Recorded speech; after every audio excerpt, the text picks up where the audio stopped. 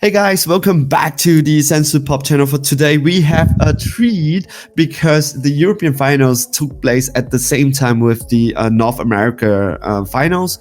And then today, for our deck profile, we have the champion, the first place player, and the currently the best player in the English-speaking part of Europe right now, Diego. Diego, do you want to say hi to the viewers? Hi everyone. Diego, this is not the first time you came into the channel. You were the guy who came up with the King Vegeta deck, which was very, very well received. And this time round, you top champion with something rather interesting. So do you want to talk a little bit about your deck? Sure.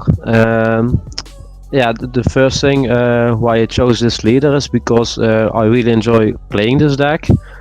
And I really like the part where you can shut down counterplays on your opponent, because from set 7 onward, we're a little bit in a counterplay heavy meta. And the fact you just can shut those counterplays down, it feels so good. And the amount of draw power and the amount of aggro you can put in this deck, it's really enjoyable to play. Yeah, this deck it's very aggro. The reason is, correct me if I'm wrong, is the one cost and the one cost thing that you just swing and then you just put it back into your hands. Your hands is huge. You stop them from counterplaying, and then this deck itself has a very powerful ability to clear the board, right? Yeah, you have multiple ways to clear the board. The best part is against certain matches the 8-drop, because it can't be KO'd. So as long as they can't warp it or minus it, it stays on the field, and it goes to active every time you swing at a battle card. But yeah, my deck also has some answers when you can't clear the board. For example, the new Topo Negate. It's really good. As soon as you have some problems clearing the board, you can just open the gate and stall them out for a turn. That's a huge, another good option with Draftbox 4. As is Vegeta exploiting weakness was really good. The fact you can minus everything with 20k on the board it's insane. Yeah, even their leader, is it correct? Oh no, it says it only says battle cards, but if you play it in your opponent's turn, you pretty much Senzu being your leader with 5k. Correct. So you give your leader a Sensu Bean and all of their battle cards, they get minus 20 for the duration of the turn. Yeah. Well, that's a crazy card. But this is a 3-cost card. Yeah, it's a 3 cost. What a lot of people didn't know is that it's a 3 cost in both turns. A lot of players thought it was only a 3 cost in the opponent's turn, but you can also play it in your turn. You only don't get the boost, so the 5k buff doesn't work when you play it in your turn, but the minus 20 still goes off. Yeah, this is a really great card, but also right now it's a very expensive card too. It's Draftbox card, and it's a pretty good card, and yeah, there aren't much cards around from Draftbox. Alright, maybe explain something. This Jiren, how good is he? To be honest, it's only good against your number. That's the reason why I'm maining it. First of all, the creator of this deck is Risco Force from 3xG team, Shaman Slayer. I was talking to him about the deck, and he said he was putting Jiren out of the main because he wasn't expecting a lot of Shanamba. But I know in Euros last year we had a lot of Shanamba and our locals as well. So I just wanted to have a main deck answer against Shanamba, because Shanamba mills you, so they are helping you to get the 10Ks and drop. Against other decks it's possible, but then you need to make certain plays you don't want to. You need to combo cards out of your hand just to get the 10Ks and drop or something like that. So it was only useful against Shanamba. But if you can play it against Shanamba, it pretty much wins you the game, because every counter they are using in the turn that Sharon goes live, it's -2. With the leader that is a double striker, with a Mira, with an 8-drop or something like that, it's really difficult to get out of that situation for Zanamba. Yep, and especially when they can't activate counter skill. So yeah. Yep. So this particular counter skill, it's for the duration of the turn, or for the duration of the turn. The leader skill, you mean? From No. So at the start of your main phase, the Jiren skill. At the start of your main phase for the duration of the turn, this card gets blast 25k. Double strike duration, dual attack, and your opponent cannot activate counter. correctly. Ooh, this is a very, very crazy card. So maybe what we can do here is, can you take us through some of this? How do you play against the certain matchup that we are seeing right now? So I can go by them. We're going just through the meta choices.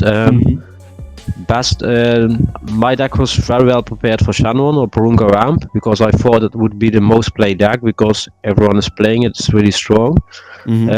Against Porunga Ramp, I must say it's pretty easy. I didn't have any problems because you can really out aggro them, and as long as you have a say in Kaba turn 1, yeah, you're pretty good to go because they can't remove it unless they're playing Crisis Crusher, but most decks aren't maining them. And even if they are, you have answers for Crisis Crusher. And yeah, it's just a 50k double strike that stays on board for multiple turns. The fact you draw a lot of cards, you have turns. I had a turn against Shannon, turn 2, I summoned a 1-drop Vegeta, I already had a Cab on board, attacked, played the Vacu the Fragile for free, attacked, played the Vacu Constant on the pressure for free, attacked, swung with another 1-drop, swung with Kaba, swung with Leader. That's too much for Shannon Porunga decks. And even if they outcombo it, they are losing their hand. So that matchup is pretty favorable, especially after siding, because even if they are trying to ramp, you can just force ejection them and it becomes way easier.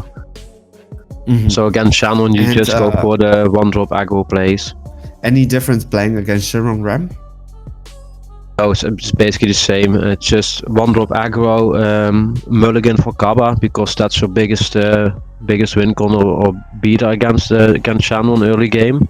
And yeah, mostly you're just swinging with 1-drops, awaken as fast as possible, so you're taking your own life with Leader and with Kaba to get double strikes. And yeah, sooner or later they run out of resources and you pretty much kill them. What about playing against the Tricolor Janimba? Did you face any of them? Yeah, my top 4 match was against Janamba. I must say I won the dice, which is kind of important because they are charging a dual color the first turn, most likely. So I had the turn where I played 2 Vacos, a Sane Kaba and a 1-drop Vegeta. I just put into 3 life turn 2. And after that it becomes difficult for Janamba because I'm waiting till the turn I can play Jiren. I know the Janamba players can play Champa the Trickster on their turn, so they're going to tap the Jiren and try to get rid of it. But as long as you have Dopo in hand, so you can shut down their attacks, Jiren stays on board, and the next turn they have to ditch so many cards with Jiren ability and the fact you can shut down counterplays for other attacks. It's huge, and after sideboarding it becomes even more difficult. I had a turn where I had Jiren live and summoned through the Dark Banisher on the same turn. So they needed to warp a card for every skill. What are some of the matchup that you were up against? I played a lot of the same decks. In Swiss, I had a buy, then I got Porunga Ramp, which was pretty easy, followed by a Baby. Baby is kind of difficult because you're playing the same counterplay cards like Topo and Asa Vegeta and the Negates. But I draw more cards on Baby, and I have main deck answers for the 6-drop Baby like Remote Serious Bomb. And as soon as I can remove the 6-drop Baby, I'm pretty much in a good spot. So I won it as well. In the tournament in Swiss, I faced 5 babies in total. I played 4 Broly U6/Apes. Some of them were playing U6 with Apes, and some of them were only playing the U6 version. Won that as well, and I had played one Janamba, and I had 1 loss, and that was the last round in Swiss against Red Yellow Apes, which is one of my worst matchups. So that is the worst matchup. Why is it your worst matchup? Because they out aggro you? No, they have the 5-drop 8 that gives everything barrier, and my deck just doesn't have answers for barrier. And they are maining time magic, which shuts down my 8-drop Gogeta to clear the board. So that becomes really difficult. The only thing you can do is try to out aggro them or kill them. But yeah, they're running Nimbus and time magic, so they can shut you down easily. That's why I lost. Yeah, the big Abe on board with 3 or 4 4-drop 8s. Everything is literally free for combo for him, so he just swung at me with big double strikers, and yeah, I didn't have any negates left or something like that, and just lost. All right, but this deck seems pretty straightforward, and it's amazing to see that this. When I heard that which leader got first, and then your name came out, I was like, oh my god, this can't be real. So I went to check, and it is really you. It's not that I doubt your ability, right? It's the combination between you and this particular leader. Because let's be real, I don't think we see this leader topping anywhere right now. Oh, it has a few tops in America and in Canada. It had a few tops, but it's people are still, in my opinion, undervaluing this leader, because we're in a counterplay meta, and the fact you just can't shut down those counter skills and have a double strike leader pretty much every turn. It's insane. You have self-awakening, lots of draw power, searchable cards. It's also really consistent, but not a lot of players were expecting this. And as soon as they heard I was in top cut, everyone's telling me, "Oh, I don't want to face you because you can play aggro, you can play defense." Nobody was really prepared for this deck. Okay, can you maybe one last question from me? How good is a remote serious bomb? That's really good. I played 5 babies, and if I didn't have that card, I most likely would have lost, because it's a 1-drop that just removes a card. They need to choose a card of the battle area. They need to warp. So as long as you get rid of everything else, and that's a big part about Baby only has a 6-drop 8 on board, most likely. Even if they have something else on board, you just swing at it, kill it with a Vacu or something like that, and you can remove it. I was always siding in the second remote series bomb against Baby, but the card is really good. Also against apes, if they have ape on board, you just need to pay 1 energy and they need to warp it. So it's a really good card. And this remote serious bomb, it's also pretty good against the Broly BR matchup, even though we are not seeing them right now, but it's a pretty good card against them, ain't it? Because they have like 1 or 2 battle card max. Yep, please, Diego. If they are going too fast in the chain, so let's say they're going for the 8-drop, if you remote serious bomb it, they can go to the secret, but they're losing their whole hand. So yeah, against Broly BR, it's a pretty good card. Amazing. All right, so do you have anything to say about your deck? The last thing that you want to say about your deck before we end the video? No, it's a pretty fun deck to play. People should really play around with it. There are many ways to go. You can go aggro. A teammate of mine, Ramco, is playing a whole different version of this deck. He's really playing 10Ks so that he always had Jiren life turn 2 and 3 against every deck. So that's a deck to test as well, but it's very fun to play. It also has lots of weaknesses. No escapes from Goku is a really good counter card against this. Because your battle cards can't go back to your hand, so it has weaknesses, but it's really strong. People were not expecting that. No, exactly, and I was really happy because let's say if you're playing against Towa and they have the one random no escape, that feels so bad, because you still have lots of draw power, but the fact your cards aren't returning to your hand is a real big nag. But yeah, as long as people aren't preparing for this, it's fine. It looks pretty good. All right, so anything to say to the viewers? Again?